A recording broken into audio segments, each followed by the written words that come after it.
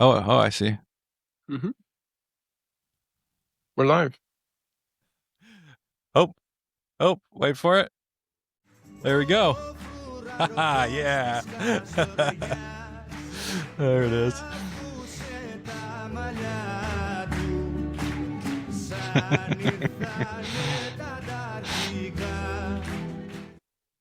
All right, welcome back. Man, look at that. That was smooth, huh? All Pretty right. smooth. Pretty smooth. And in fact, it's interesting that the opening music is from Elas Ayam, since Mm-hmm. actually it may be appropriate to bring back Elas Ayam at this point, given Mm. everything that's going on in our world. Fucking A, man. Oh my God. Yeah, you should see. Oh boy. Yeah, the leftist Greeks are not well pleased about the current state of shit. It is. Oh boy. I mean, and as well they shouldn't be. That's I saw there was protesters in uh in Cyprus at the American base and the British base, Hmm. being like, "Stop it," which maybe turned out to be potentially a false flag. But let's maybe we should do a little recap, a little intro. I'm Odysseus. I'm here with my uncle, Doctor AJ Layun, comrade uncle. And we are here today to talk to you about a whole mess of bullshit. Um, the um, the kind of state of affairs that we're in right now is that America and Israel, of course, as we had discussed last time, have launched an attack on Iran and Lebanon.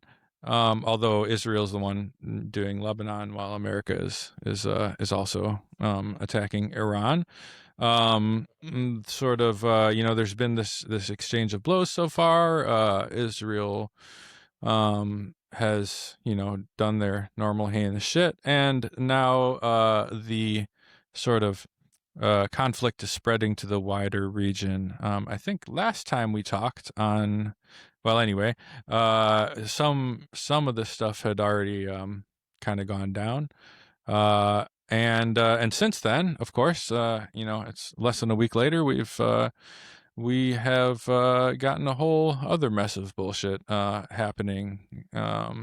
So where should we begin with it? I guess what had happened? It just seems like it's such a crazy mess of shit that it's you almost don't even know where to start. It's like, man, Well, I uh, mean, I think we can start. man, what do you We think? probably should start somewhere at the beginning, work toward the end that we know about, and then we'll stop, I think. But Mm, the beginning, I think, is important because it's question is one of the questions is why what is our problem with Iran? I mean, that right? I mean, what is our problem with yeah. Iran? Now, when we spoke last week or earlier this week, I can't remember, but it wasn't long ago. We went through the data on the UN Charter and uh, uh, illegal wars of aggression and talked a little bit about that.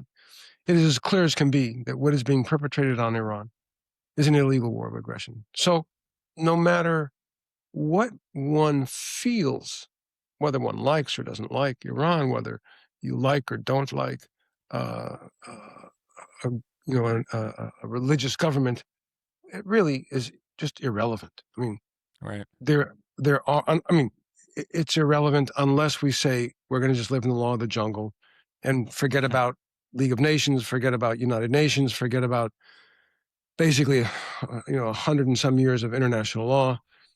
But I think we don't want to do that. I think if we do that, we will soon rue the fact that we ever went down that road. So, first of Yeah. all, the attack by Israel and the United States on Iran was and remains an illegal war of aggression. Because the United Nations Charter was ratified in 1945 by the United States Senate, that treaty is now the law of the land. Therefore, our military, who follow orders from Trump and Hegseth and flag officers, are actually following illegal orders, and they have every right to not follow them because by the UN Charter, you cannot threaten or use force without the approval of the United Nations Security Council, and we do not have that. This is an illegal war of aggression. So first things first, no matter what else there is, this is wrong, number one. And we talked about that Right. a bit last night. It's just pretty clear that that Trump and the Israelis, I should say that the United States and the Israelis, because this is beyond just Trump, although Trump is the leader, miscalculated, misconceived what the response of Iran would be and the readiness of Iran. They have used old drones and old missiles to basically force the Israelis, United States, to consume their supply of interceptor missiles for the anti-missile systems, the so-called Iron Dome, and the THAAD system. And it appears that they are now using newer type missiles to attack Israel with some significant success. The last the podcast I heard with it's a guy named Danny Davis, who's an ex Colonel Danny Davis. He's a ex armored commander, tank commander. And he's got a very interesting podcast. It has interesting guests. And the guy he had on was a guy named Ted Postal from MIT. And Professor Postal was talking about sort of the success rate of these anti-missile interceptors and how it's really fairly low. And he provided some data as to why that was the case and so forth. And one can see that Tel Aviv, Haifa, Jerusalem are all getting hit pretty hard. So I think that they are now using more advanced missiles. And in fact, one of the missiles is what can only be considered a MIRVed missile, a multiple independent reentry vehicle missile. It's may not be quite right terminology because I don't think it's quite reentry as if it was an intercontinental ballistic missile. But basically, when the missile's several miles high, it opens, and then there are a release of not one warhead, but something like 80 to 100 warheads, smaller, but there. And somebody has termed this cluster munition, which is a little bit different. This is not quite the same thing, I don't think, but clearly unstoppable is what these things are. And the results are fairly clear to see in multiple verified, validated video feeds that are being seen. So this was the United States and Israel clearly erred. First of all, it's an illegal war of aggression. I want to keep saying that because it matters. But secondly, we were not prepared and we underestimated, as we seem to always do. At least in my lifetime, we underestimated the people who we consider our enemy. This is frankly racism at its height. We did it in Vietnam. We did it during the Korean War. We have just done it over and over and over again. And we're doing it again. We've done it again. And so we have, I think, paid, and the Israelis are paying significantly for this. The Iranians stated quite clearly that if they were attacked, this is before the war started, that whomever attacked them, they would respond to. And if neighboring countries allowed their territory to be used for attacks, they would respond negatively toward those neighboring countries. And they, in fact, did that. At the very opening, they attacked multiple Gulf countries. But what they attacked were the bases of the United States in those countries, primarily. And so they have taken out and one of the reasons why I believe the missiles that they launch are so successful is because they've taken out the sophisticated radar that gives advanced warning when the missiles are on their way in. So again, they have played this tactically and I think strategically quite well.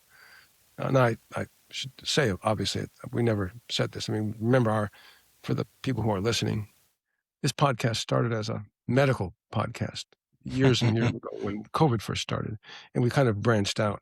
So I don't have any claims to special military knowledge, but I believe that that both their tactics and their strategic vision of the Iranians is quite clear and quite good. Having stated that I'm not a military guy.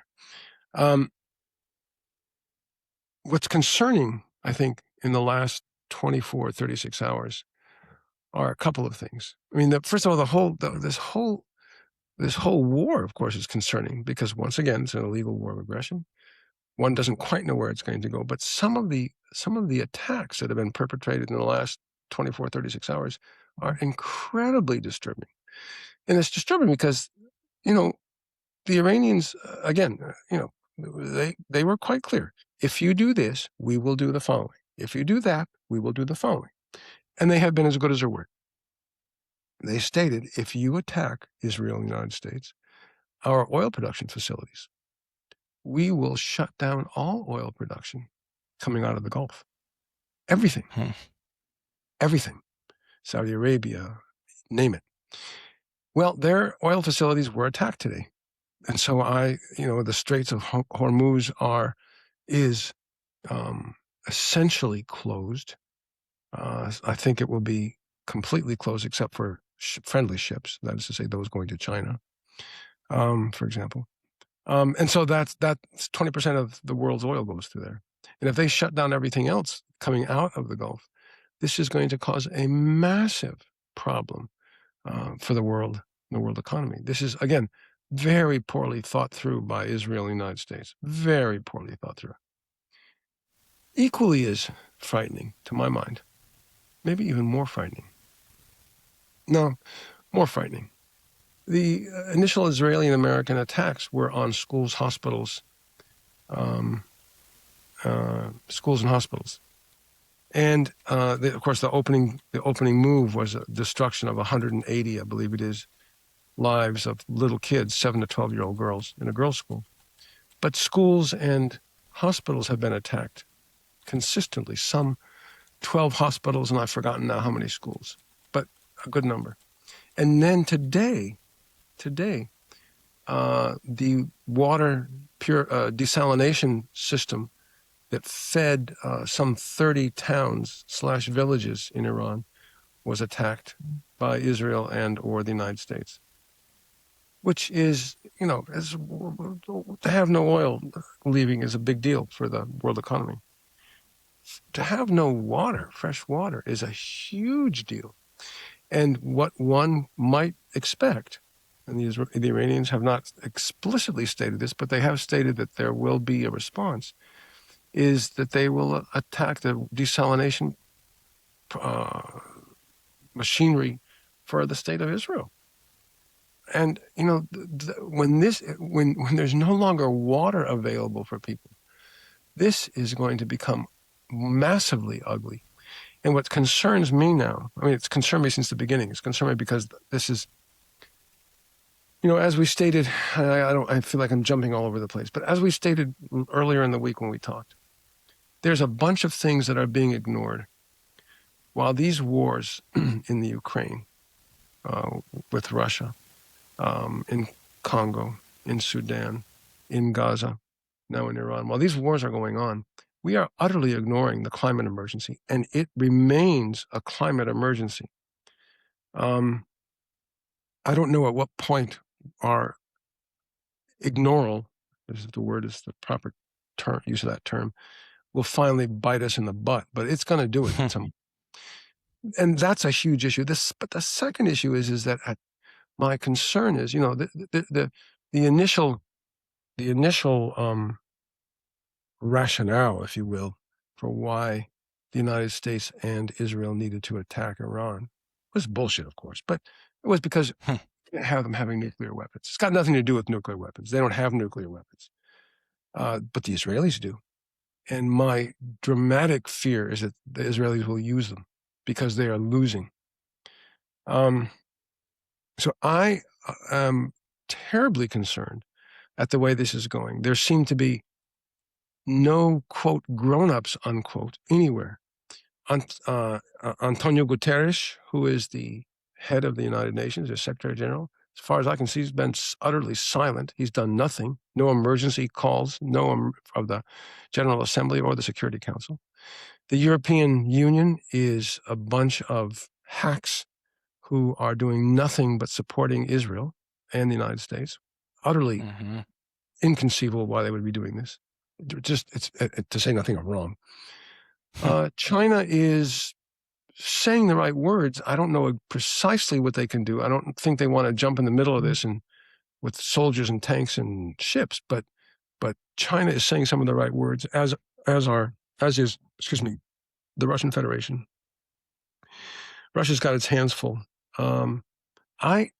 If no adult takes control of this in the near future, my real concern is that this gets worse, and goes nuclear, accidentally, on Yeah. purpose. I don't know, but this is really worrisome. And once that line is breached, I don't know what happens.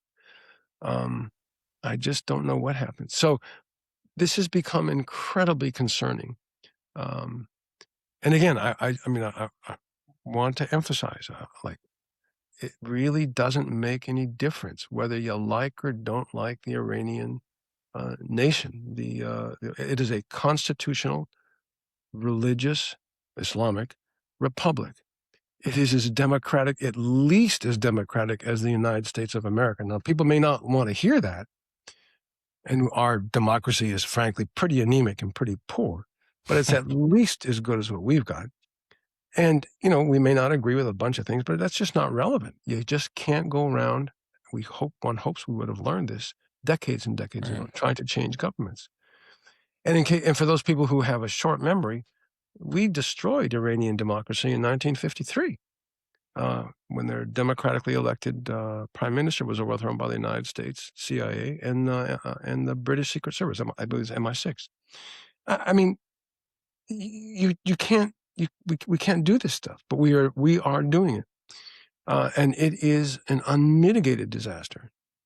And the consequences, the potential consequences, are just horrific. I think the last Mm-hmm. thing, and then I'll shut up for a minute, is Mm-mm. one of the things that we keep seeing. I mean, like over and over. And Professor Chalmers Johnson from UC San Diego, one of my professors years ago, who's unfortunately now dead, wrote about the concept of blowback, that what imperial countries do to peoples outside of the country eventually comes back to haunt us here within the country.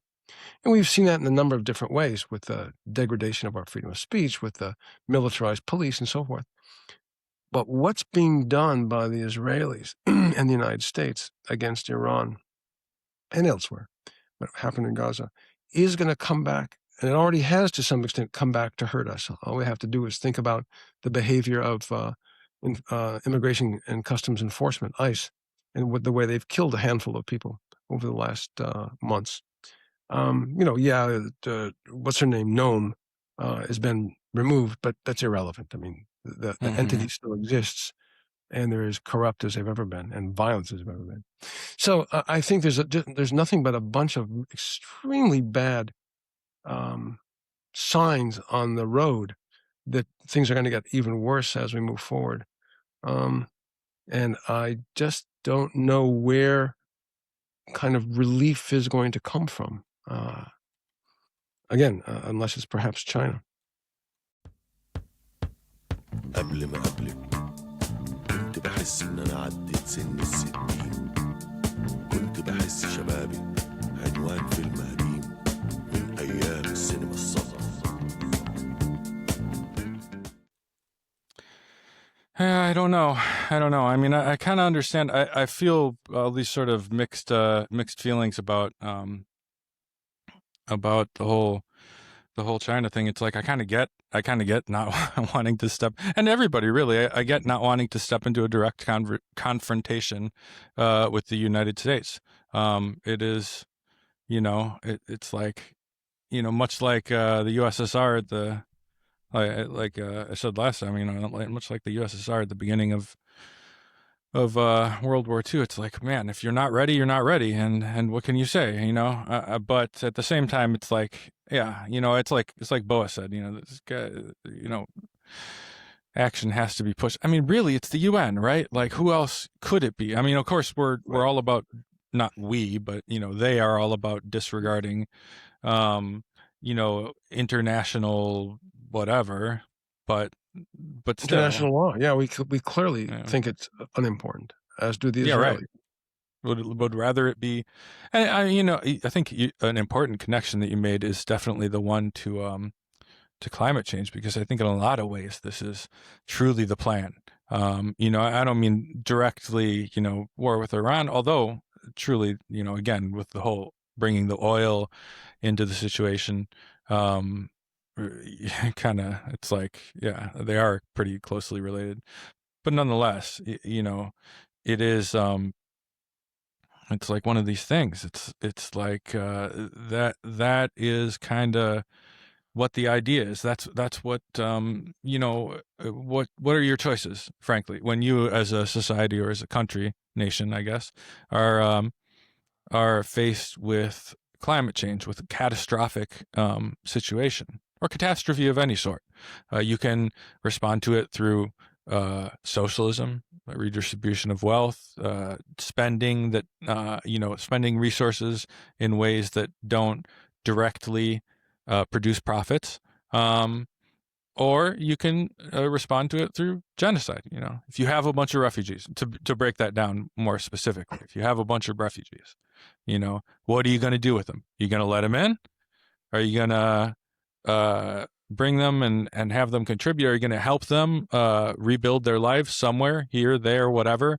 Are you going to address the issues that are creating the refugees? Or are you going to round them up and, exterminate them or whatever? And I mean, I think that the ruling class made it abundantly clear, actually during COVID. Not that they haven't done so in the past, but I mean, the American response to COVID was a great example of exactly what they want to do with us, which is just let people die at best. At best, let people die. You know what I'm saying? It's like, it's not, and then pretend it didn't happen, or it's not happening, or it's not as bad as it seems, or it's justified, or Iran's got nukes, and so but what is the fact? The fact is, what are we actually after? You alluded to that, or said it. I mean, we're after their oil, right? They had the audacity to nationalize their oil and to kick out their puppet ruler, their American-backed Shah. Um, and that is unacceptable. Same thing with Venezuela. They nationalized their oil, and we want that oil now, because not we, but because the U.S. sees its grasp slipping. Right. Yeah. So yeah, I mean, what do you think? I mean, that's I kind of mean, my. I think, I mean, it's true, and of course, the worst the worst part of all of this is what oil. Mhm. I mean, there will always be need for some oil. I mean, we will never ever. I expect never ever not need some oil, but Of course. not to the extent that we Yeah, use what it we're doing today is in this foolish. world. I mean, but Yeah. what we really really need to do is decarbonize the our our electrical grid, decarbonize Right. our power sources. I mean, I mean, and the only way you can say no, we don't need to, is if you wish to believe the roughly 1 to 2% of climate scientists who say no, the 98%, 99% are wrong. We're right. It's really not human. It's just a blip. Won't be a problem. But most reasonable people who know science, know climate science. Now, I do not pretend to be a climate scientist, just like I don't pretend to be a military guy, but I do know science and I do know research. And I think this is real. This is real, and so Mhm. we do have to begin to address it. And to the limited extent that it was addressed under Biden, it was at least addressed. Now that's gone. It's Yeah. not being addressed at all, and we're pumping into the atmosphere tons and tons and tons, gigatons of carbon dioxide that is not going to be able to be removed. This is going to be a real problem. Yeah. So Yeah. we actually we don't want their oil. We don't even need their oil. What we need to do is burn less oil, rapid Yes. transit, electrical grids that run from solar, wind, tide. I mean, the technology exists. There's you don't need any technological advances. All we need to do is have the money and the will to do it, and it's done. Yeah. In fact, one of the things Yeah. that's, although, there's one of the things that China has done is it is putting up wind and solar at rates that are like unheard of. And one of the really, I think, rather wonderful things that People's Republic of China has done is they've provided to the Republic of Cuba um, Mm. solar panels and the systems to connect it, because the United Mm-hmm. States is now blocking all oil um, into that country, which has caused Yeah. them no end of damage.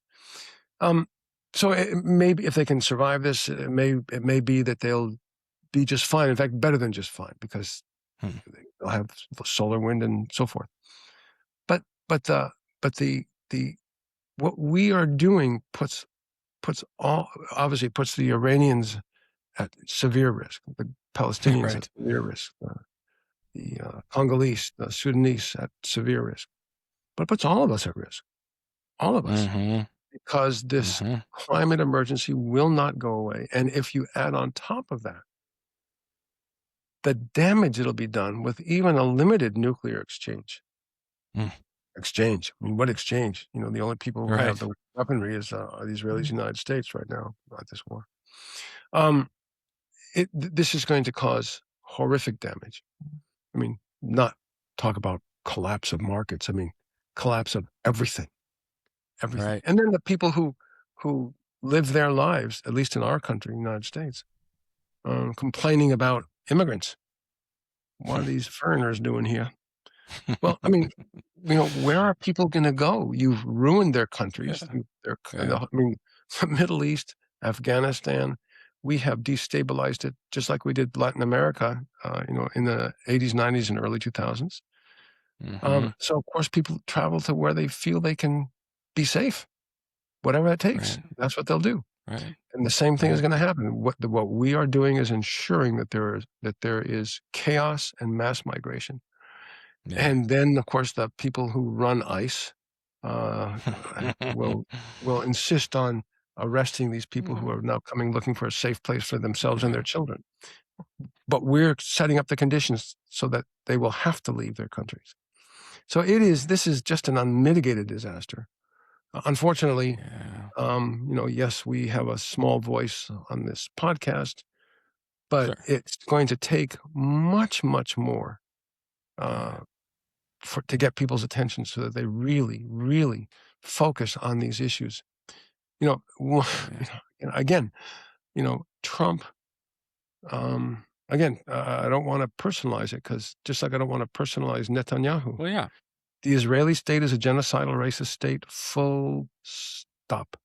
The Yeah. United States has been a genocidal country, a racist country for a long time. We've tried to make some improvements. I don't know that we've done such a great job, but we we are, we've got $1 trillion, I believe it's $1.5 trillion for our military is what Trump wanted. I mean, we need to cut that by about, I don't know, 3/4, maybe Yeah. more, and use those Yeah. monies to rebuild our cities, housing, education, transport, electrical grid, health system, Yeah. you name it. I mean, that's what we need. That's what's needed in our country. Our people, I mean, our people span the world, right? I mean, because we are socialists, and we don't. National borders are just fake, but we do live in the Yes. United States, and I feel tied to this place because I mean, here's where I spent my life. I want this place to be better, but with Yeah. what we're doing and the way we're spending the monies that we have, we can't take care of our own people. Hence the homelessness, hence 600,000 people going bankrupt every year in the United States because of because of medical costs that they can't afford. Hence, Right. people who are functionally illiterate, some 50% something. I think that might be off by that number a little bit, but it's It's higher than. for the United States. People in the United States read at Yeah. a 4th or 5th grade level, something like that. Yeah. It's pretty bad, and Yeah. on and on and on and on and on. All of these things need to be addressed, but instead of addressing those, we talk about trans people who we don't like, and gays that we don't like, and brown people who we don't like, and Iranians who we don't like, and oh my God, Yeah. this is just craziness. Culture war instead of class war, Culture war instead of class. That's right. بالنسر الأحمر سبنا الحمل رجال رجال كتائب أبو علي تثأر تثأر للدم اللي سال صابر واكتب يا تاريخ اكتب بالبندقية حل الراية. That's Yeah. right. Yeah. Yeah, it is. I mean, that's what we're seeing. I'm sure if Marx were alive today, was alive today, he would call, a spade and say that it is class war. I mean, despite the fact that it's between two nations, it is fundamentally a war uh, by the ruling class on the less fortunate, so to speak. Like on the country that is to have its resources extracted, much like the Vietnam War, much like a lot of other wars, World War II. This sort of uh, you know a scrabble for resources, and I think that like you said, it's ever intensifying, and that's the real scary part of it. While in World War II or whatever, we could, well, I suppose actually to the end of World War II, we could maybe not end the world, but we had started to develop that technology. Now we live in a world that is balanced on a knife's edge, and we just this sort of failing empire um just keeps kind of pushing and pushing because they know that they're losing their grasp, and on some level I suspect, or at least some of them know. I think there's a lot of delusional thinking, at least overtly, going on, but clearly there's some sort of, I mean, what's clear is clear, and whether or not everybody who's involved is clear-headed about it. You know what I'm saying? Well, and I mean, I think it's pretty. I mean, I think the people who are, it may not be Trump, but the people who Mm, really do run our government and country know that we are right, losing, and we are losing control. You bring right. up the one interesting point that I haven't thought about it in a little while, but I have, which is this indeed a class war? Is this indeed Mm, class war? We at the beginning of World War I, before World War I started, the I think was it the Second International, right? The Second mhm, International said we will not fight against one another. We will not do that. Working People's Organization. We will not. And then the war came, and people fell apart, and the French were fighting the Germans, and so forth. And the working class was right. basically wiped out in World War I. It was basically wiped out on the fields Yeah. of World War I. I don't think Hmm. we've ever come to grips with that. How to deal with that? And as part of it's the issue of nationalism. I mean, for Mm. example, I do think there is the Israelis have this concept of Greater Israel that basically where they control Middle East, North Africa, and Yeah. they are the power, and they can do what they want. From the But Euphrates to the Nile. Yeah. yes, but where is the Israeli working class? Where is Mm. the Israeli working class, and why are they not standing up and saying, "Excuse me, this is not for us. We don't want this. What we want is something so that working people from whatever country they live in can have decent lives. We don't need to be the power." But they don't. But that's not happening. In fact, the Yeah. polls that come out of Israel, the last one I've seen, it's been a little while. 87% of people say ethnically cleanse the whole of Gaza, and 47% say kill everybody. And the numbers for Iran, again, I've only heard of one study. I've not actually seen the study. I've only heard of it. It's basically similar. They're just fine with going to war with Iran and trying to destroy them. But this Yeah. is Israeli working class. These are working class people. Not everybody, of course, but this is Israeli working class. Where are they? There's a Yeah. very small Communist Party. There's a very small group Sure. that says, no, this is wrong, but it's infinitesimally small. You Yes. know, so Yes. where are those people? Yeah. And I mean, and I think that.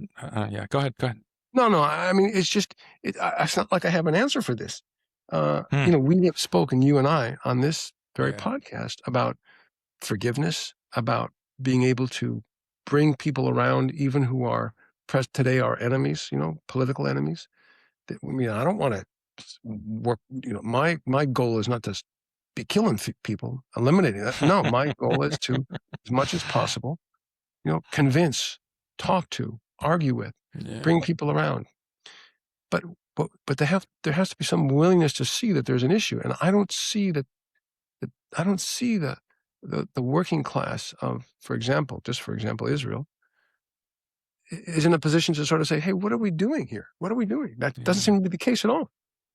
Well, I think that, I mean, to go back, actually, I think that in this case, to that question, I think the example of World War II, of the larger German society during World War II, is incredibly informative. I know, and probably to some extent Italy, and that's I mean, if you look at this as an issue in some sense of redistribution.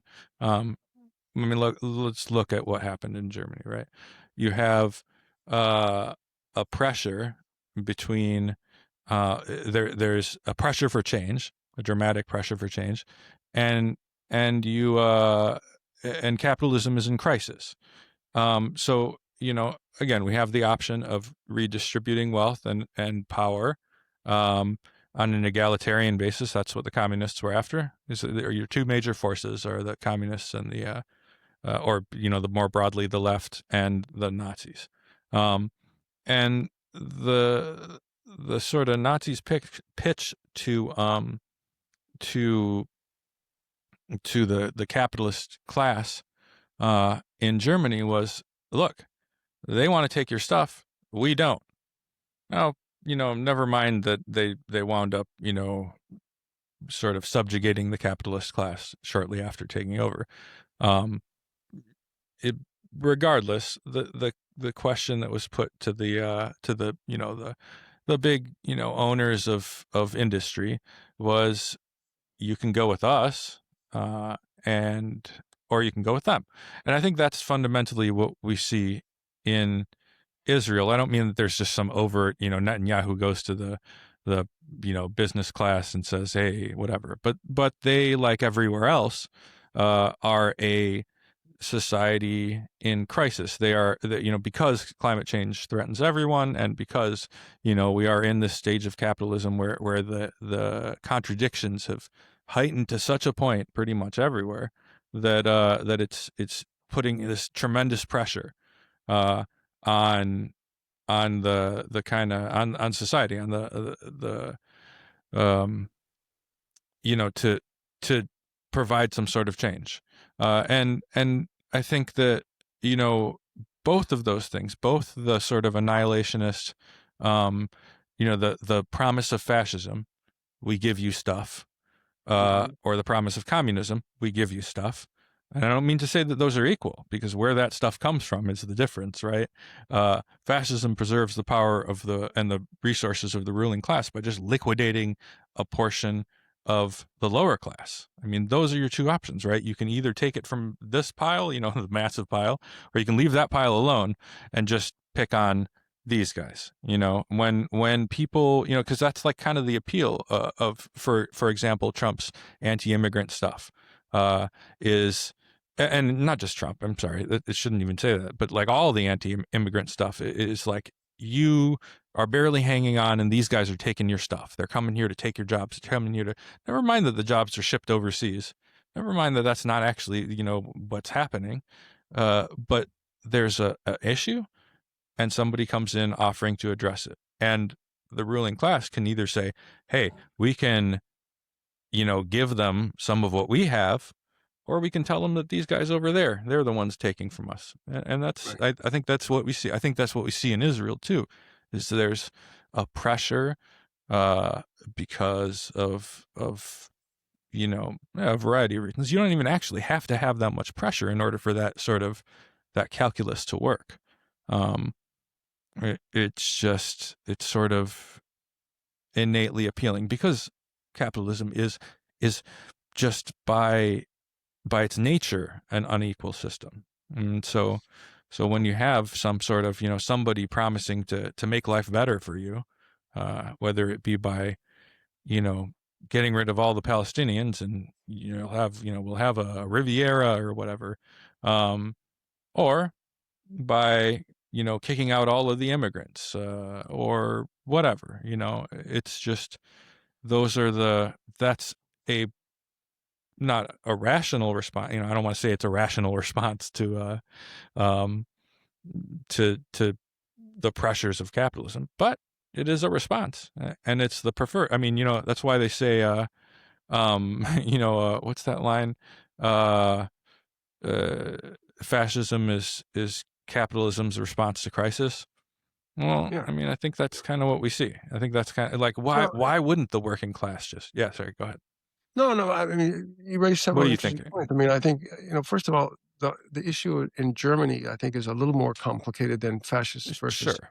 communists. Right? I mean, first of all, there were multiple right-wing parties. The Nazis were actually a minority party for a good while.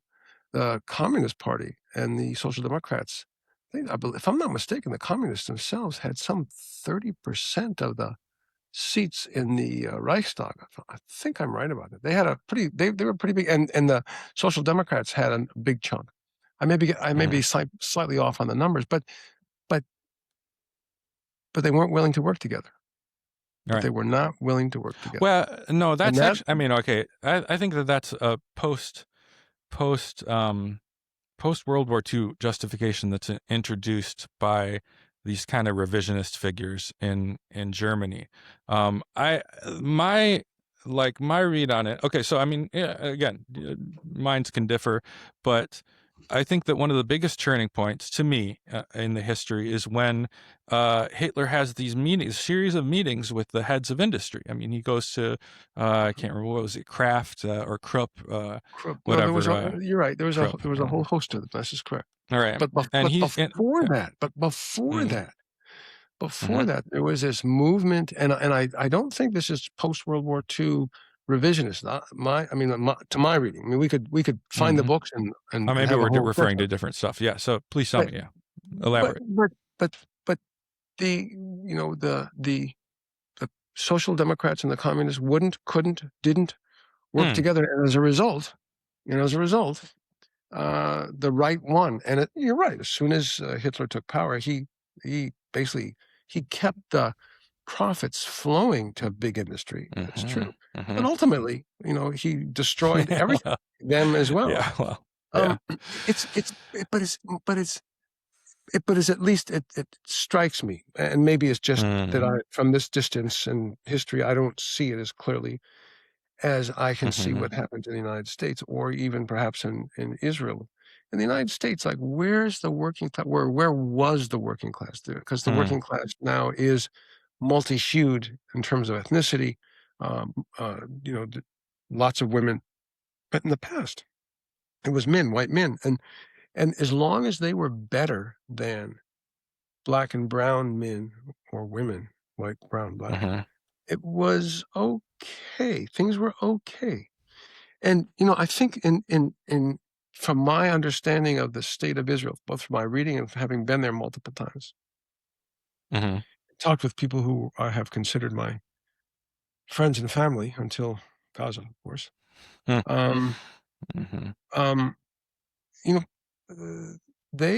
Jewish supremacy is a real thing. And yes, you could be working class, but if you were Israeli Jewish working class, you were better than any Palestinian working class guy. And that was the way you kind of kept the working class separated, just like we did in this country. And in fact, there are significant similarities. In fact, some of the same stuff happened in Germany, although it was with the Jewish population that was considered othered. The issue. That's a great point. But I think the point is the failure of the Second International, of the Working Men's Association, to not go to war with one another. That haunts us to this day. The reverberations of that failure, I think, haunt us to this day. And I'm not sure we've actually come to grips with it. And again, I mean, there are people way smarter than I am who've given much greater thought to this. Actually, we might want to consider having Boa come on and talk with us about this. I like that. But we have, this is our problem, and I'm not sure we can move forward until we have somehow figure that problem out and determine how we work through it. I'm just not sure. And so here we are on day, what is this, 8 or 9 of this war? Saturday through Saturday, is that right? Saturday, Sunday, Monday, Tuesday, Wednesday, Thursday, Friday, Saturday, day 8 of this war, coming on day 9. Oof. And it seems to be spinning out of control. Where is the Israeli working class that says no? Where, where's the American working class that says no? Like the Italians, we will not continue to make weaponry that gets sent to Israel. Where are they? They're silent. It's not there. Some of the Italian dock workers have simply refused to load ships with weapons that were going to I Israel. love to see it, man. I love it. God, it's just, I mean, yeah. Spain. Did you see Spain? Now, I mean, on the one hand, it's people are afraid. People are afraid. Yeah. There's, the unions are at an all-time. They're weak. They're at an all-time low in terms of numbers, and they're weak. People are afraid. How are they going to pay their rent if they go on strike? I mean, there's a million reasons why this wouldn't work. But there's only 2 things that we can do that will slow this war-mongering juggernaut down. One is violence, which, the state's got more violence and would hurt us. Violence is not the answer for this. At least not. Violence is not the answer. Yeah. The only other thing is a national general strike to basically shut the system down and say to the people in D.C. and in all the state capitals, we will not take part in this. We will not kill our brothers and sisters, no matter what country they're from. If we have disagreements, we'll figure them out. And in fact, as the Omani foreign minister said before Israel and the United States attacked, I think it was last Saturday, they had an agreement. It was if this was really about a nuclear program, and nuclear weaponry, they had an agreement. It would have been fine. This was solvable. But no, Israel and the United States wanted to go to war, thinking that they could destroy Iran, which they really cannot do. I mean, yeah, it's kind of shocking. It seems so crazy.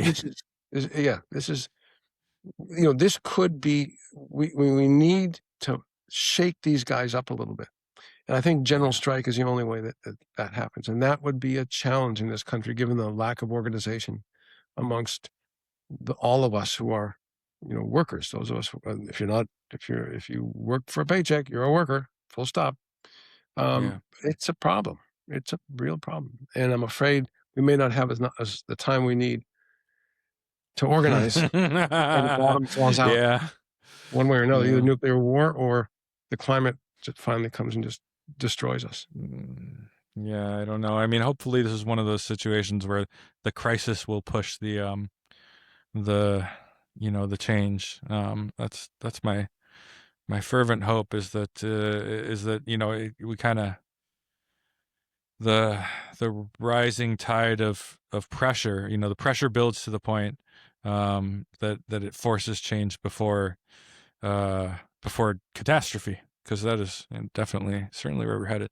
One thing I should mention, or it brought to mind, I was talking to somebody and they asked me, just like a normal guy, he's like, what can we do? What could my union do? Because I had been talking about labor. And so that kind of prompted me to look some stuff up. But what you said about the general strike brought it to mind. Never mind the fact that general strikes are, bizarrely outlawed, and in the U.S. there's all this insane stuff about it. Anyway, but what you're saying, I mean, it's not specifically about Iran, although they don't limit themselves either. But there's this group, Labor for Palestine, that's kind of doing some cross union organizing in favor of Palestine. It's laborforpalestine.net if anybody wants to look it up. They're pretty cool. I would actually suggest, if you're in a union, or you have any pull with unions or whatever, or you're just curious, because I think it's not only for union folks. They do some cool stuff, and they are trying to kind of push this union organizing. Because I mean, what I had initially started at the point of was just bitching that why the hell aren't what is up with the silence of American unions? Why? Okay, some of them have been captured by the arms industry, um, but but but there's a good chunk of them that it's not. Maybe at very least they would object on moral grounds. Never mind the fact that everything else. So I kind of wound up looking it up before I said, yeah, that's just our American unions have completely failed. Well, that's actually not entirely true. There's this thing you can get unions are kind of signing on. I don't know if they're pushing for a strike or not. I don't know what precisely, but Well, the organization of a general strike would I mean, that would take serious organization. There would have to be yeah, serious money to take care of the people who are on strike, and including yeah, lawyers, including the number of people who would end up getting arrested. So, I mean, mm, that kind of organization, if that organization is happening, it's certainly a very well kept secret. I don't think it's mm. happening, but that I don't think is so. I think what they're trying we've to build got the to do. framework for it. Yeah, I mean Yeah. I mean that is the only answer. We are not going to vote our way out of this. I don't even know if there will be voting in the midterms. I mean, one hopes it will happen, but there's enough concern with what Trump and his people are doing that it may not, or it Yeah. may be completely fraught, given the way they're trying to eliminate the ability of people to vote, some people to vote. That Yeah. is, um, and the truth of Yeah. the matter is that that is while there is the Green Party and there are some other parties, there is a duopoly, and it's very Mm. hard to elect people who are not in the duopoly. And the Democratic Party is led by two of the most lackluster, thoughtless human beings I think it's ever been possible to imagine: Chuck Schumer and Hakeem Jeffries. I mean, these guys Yes. are utterly useless human beings. I mean, I'm not They're not I'm not just not trying to characterize them as no. anything other than bad leaders. They may be good men and good Oh, they're mom, not. dads, and Uh, no, I mean, uh, I'm just saying I mean, they could be I'm good not dads. I dismissing don't their know, but humanity. I'm saying as yeah. leaders of the opposition, they are utterly useless. I don't think, Schumer but came out and that's the thing. They're publicly not oppositions. They're no, not. I mean, they're not leading an opposition. They're leading a fucking cheerleading squad. It's like yeah. You saw what he said. It was not. I was not an opposition. It's for sure. Schumer came out and said that one of his main jobs was to make sure that the left in the United States supported Israel. I mean, Oh, I if missed that. that's a main job, then my friend, you're in the wrong job. That's not what your main job is. I know, and Hakeem Jeffries is and just as bad, frankly, just as bad. Yeah. So so Yeah. we I was more I don't talking think about the Iran thing. I don't know if you caught their statements. Basically, the mainstream the mainstream Democrat statement, or position on Iran is, well, he should have asked us yeah, for permission, but if he had asked us, we would have said yes. But they're giving it to him. They're giving it to him. yeah, Right. Because I mean that party is a warmongering for the most part party, just like yeah, the Republicans. And once again, yeah, I mean, there is no there is no politician who doesn't lie. There is no country that's not flawed. There is no governmental system that doesn't have its issues that need to be dealt with, whether it's Iran or Cuba or United States or anyone else.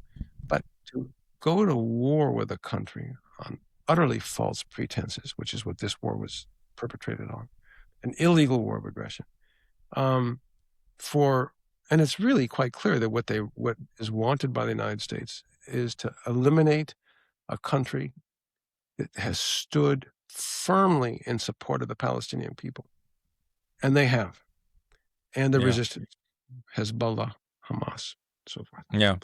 and the Yeah. Houthis. Oh, we should mention what I'm happened sorry. with Lebanon, just because us poor Lebanese are so frequently left out of the picture. Of course. Well, Yeah. I mean, Hezbollah again. Hezbollah, in the eyes of many in the United States, is a terrorist organization. Hezbollah, of course, did not exist until the Israelis invaded Lebanon and vowed they would never leave Lebanon. And then they Yeah. mistreated the people in the south of Lebanon. And so the people in the south of Lebanon said, well, we don't like this very much. Hezbollah came into existence, and they pushed I think it was 2006, they pushed the Israelis out of the country completely. And they have been the only force that has kept Israel from returning. And in fact, the Lebanese government, which is corrupt, sold, bought, had pulled its soldiers who are inadequately armed to take on Israel anyway, pulled their soldiers out of southern Lebanon. And the Israelis said several days ago that they're going to come in and take basically the south of Lebanon. Hezbollah, who had been silent for a good while as they reorganized, said, no, I don't think so. I don't think Yeah. so at all. And what they have done, and it's, to my mind, it's, they saw that with the war that was being waged on Iran, if Iran lost, Hezbollah, would be destroyed. So they said, then we're all in. We're all in. And they have been giving the Israeli military in Lebanon a serious, serious run for their money.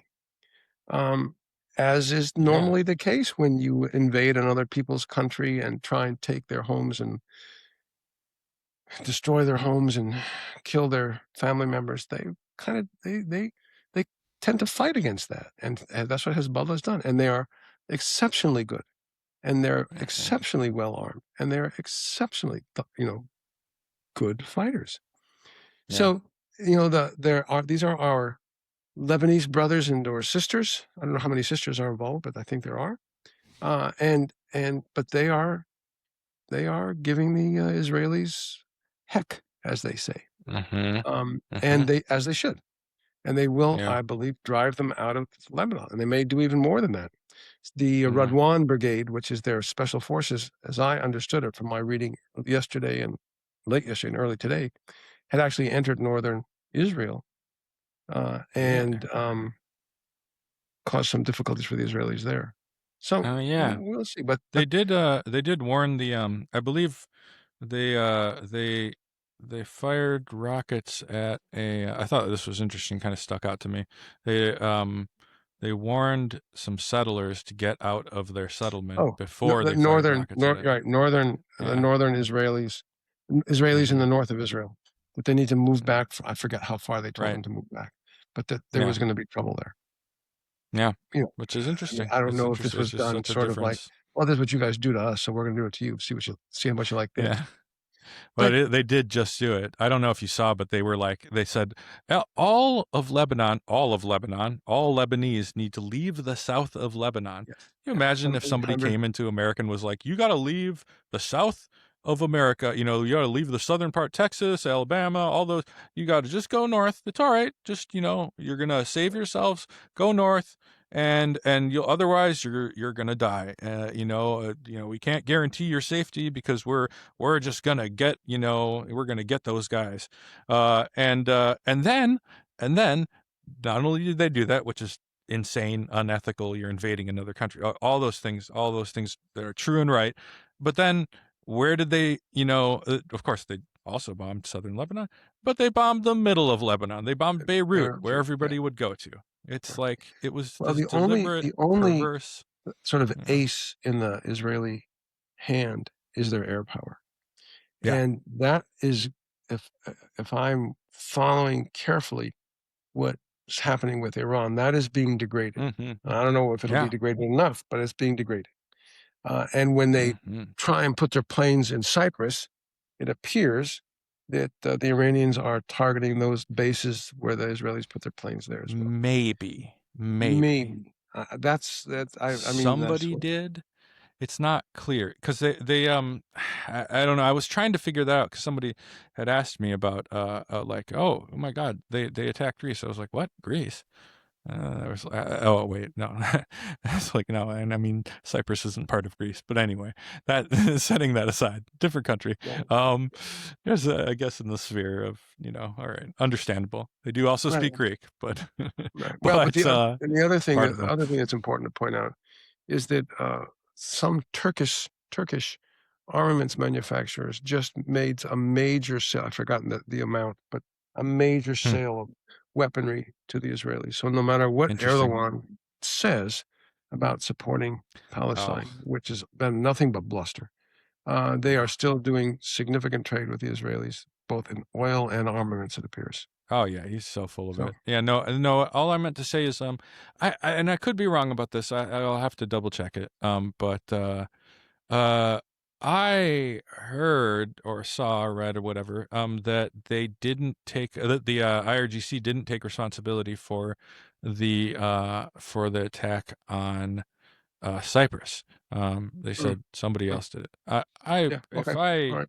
had to if I was gonna render a conspiracy theory, um, just based on the way that Israel has been acting, Mm, which, in all fairness, has been kind of, pretty consistent with whatever, some of the things that seem like conspiracy theories, in fact, turn out not to be. Put it that way.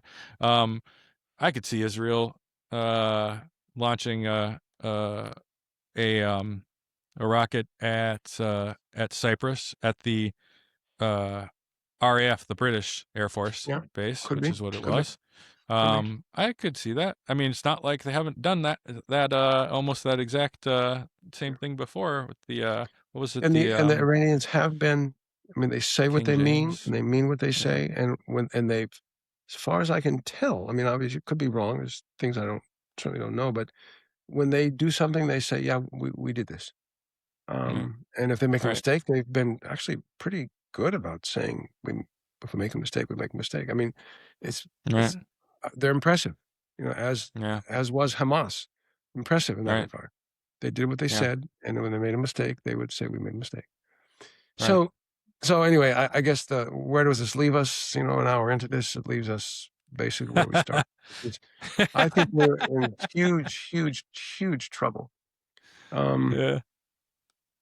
and I don't know how we quite get out of this.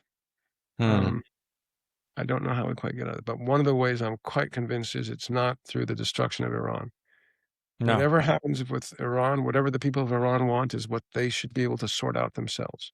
Not Yeah. what we want, not what Israel wants. I mean, if we Yeah. haven't, if we should have learned that if we've learned nothing else Yeah. It since kind the of end of World War it II. goes without saying, or should go without. Maybe it shouldn't go without saying. Let Yeah, me say we, what might maybe could go without saying, but regardless of what you think of any country, what do you think of mm, the state of human rights, or the way women are treated, or the way immigrants are treated, whatever, whether you think that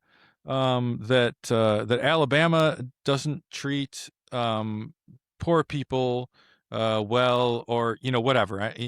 I'm saying uh, any country, the answer to those problems, to the problems that you perceive, whether they're real or not, is not to bomb them. That does not right. help.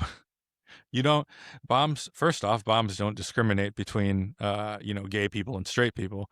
And secondly, that just isn't how you do it. That's not, imagine if somebody bombed you. Would that make you more willing to, I don't know, let the homeless person sleep in your house? Uh, Probably not. Probably not. Probably not. And frankly, the whole issue of women's rights in Iran, I mean, Yeah. you know, the something like half or slightly more than half of university students are women. The number of Yeah. STEM graduates that are women is off the charts compared to what anything in this country. That's for sure. It's Yeah. pretty breathtaking. Again, Yeah. every country's got issues. Every country's got problems they got to fix. Iran's not a different one than that. I mean, that's all good. That's fine. Yeah. Um, and to be, sort of critical of flaws, I think is legit when you're trying to Sure. help someone be better, but not when you're trying to blow them to smithereens, and that's what the United States Right. and Israel are doing. Right. And it's got nothing to do with women's rights. It's got nothing to do with human rights. It's got nothing to do with No. anything. It's got to do with No. pure power and the fact that once again, Iran has stood up, and they claim. I'm sorry. The claim sounds like I'm being judgmental in a way that I shouldn't be. It's just that I don't know this. But the Iranians state that one of the reasons that they stand not stand up for the Palestinians, but for anyone who is oppressed, is because of the Shia sect of Islam. That is part of the duty of a Shia, Yeah. and they've stood up, they've supported Cuba, not an Islamic country. They support the Right. Palestinians. I mean, they and on and on and on and on and on. So, it is. they certainly do not deserve what we in Israel are doing to them. That is for sure. Yeah. And I think anything we can do to make that stop, we should. I think that what Trump is going to do is get a bunch of our young men and women killed, to say nothing of destroying our economy and potentially, if things go further south, as it were, Yeah. world economy. And this may even Yeah. explode into nuclear war. So, on that I unhappy hope note, not. you should cue our I will cue closing it. music. That sounds good. You guys, thank you so much for joining us. Thank you, my uncle, for being here with me. I love you, man. We And should we will actually see do you one more all thing. next time. People, Oh, if people who listen to this have thoughts on what's mm, to be done, they should yeah, send it to them, right? please do. Either at our Gmail address. Do we? Yeah, Is that yeah. Comrade Uncle Pod, Comrade Uncle Pod at gmail.com. Please do. I mean, I am not only receptive, I'm eager to hear. yeah? I'm curious. We need I would love to know. I would love to have, or even just any thoughts or comments, whatever. random thought, anything. We're happy to listen to you Yeah, guys. Thank you. yeah. Thanks for this. Yeah, good to see you. Baby. Where's the best place to get a cheeseburger where you live? I don't know. Whatever. Yeah, cheeseburgers matter. Cheeseburgers Yeah, matter. this is important. All right. All right, you guys. Take care. See you, All man. right, let's do it. Let's see if this works. Bye. I love you, Uncle Joe. Bye. Okay, man. Come on, fingers crossed, huh? Yeah. This should play. This should let this thing play through. There we go. It's the 30-second one. Mi sono alzato e ho trovato l'invaso. Oh partigiano, portami via. Oh bella ciao, bella ciao, bella ciao, ciao, ciao. Partigiano, portami via, che mi sento di morire. All right, we'll see you guys next time. Take care, man. Love you, Uncle Joe. Bye. Bye-bye.